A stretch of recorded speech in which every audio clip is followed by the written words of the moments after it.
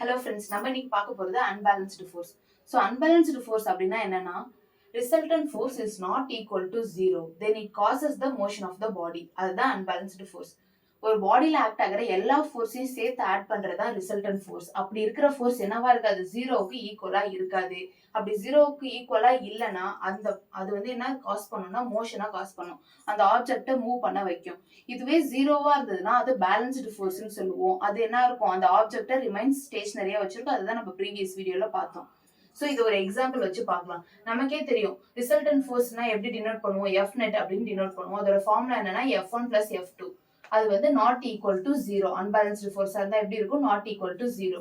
So f net is equal to F1 plus F2 அப்படின்றது தான் formula. ஒரு object நான் கன்சிடர் பண்ணிக்கிறேன். இந்த பக்கம் இருக்கிற பர்சன் 30 நியூட்டன் ஃபோர்ஸ் கொடுக்குறாங்க, அந்த பக்கம் இருக்கிற பர்சன் வந்து 20 நியூட்டன் ஃபோர்ஸ் கொடுக்குறாங்க. அப்ப இதை நம்ம என்ன பண்ண போறோம்னா ஃபார்முலால சப்ஸ்டியூட் பண்ண போறோம். So f net is equal to F1.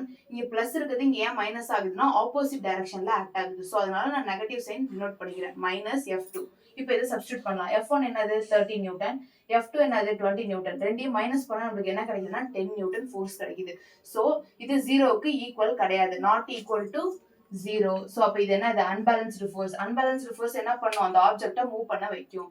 So இந்த பர்சனை விட இந்த பர்சன் 10 நியூட்டன் ஃபோர்ஸ் எப்படி கொடுக்குறாங்க, அதிகமா கொடுக்குறாங்க. அப்ப இவங்க இந்த பக்கம் தான் என்ன பண்றாங்க, அந்த ஆப்ஜெக்டை மூவ் பண்றாங்க. இதுதான் அன்பேலன்ஸ்டு ஃபோர்ஸ். இதுக்கான எக்ஸாம்பிள் என்னதுன்னா, கிணத்துல இருந்து நம்ம தண்ணி எடுக்கிறோம்ல, கயிறு வந்து என்ன பண்றோம், ஒரு பக்கம் பிடிச்சி இழுக்கிறோம், அதுவும் அன்பேலன்ஸ்டு ஃபோர்ஸ் தான். அதுக்கப்புறம் வெயிட் பேலன்ஸ்ல ஆக்ட் ஆகுற ஃபோர்ஸும் அன்பேலன்ஸ்டு ஃபோர்ஸ் தான். க்ரோ பார்ல நம்ம கொடுக்குற ஃபோர்ஸும் என்னது, அன்பேலன்ஸ்டு ஃபோர்ஸ் தான். இதெல்லாம் இதோட எக்ஸாம்பிள். தேங்க்ஸ் ஃபார் வாட்சிங்.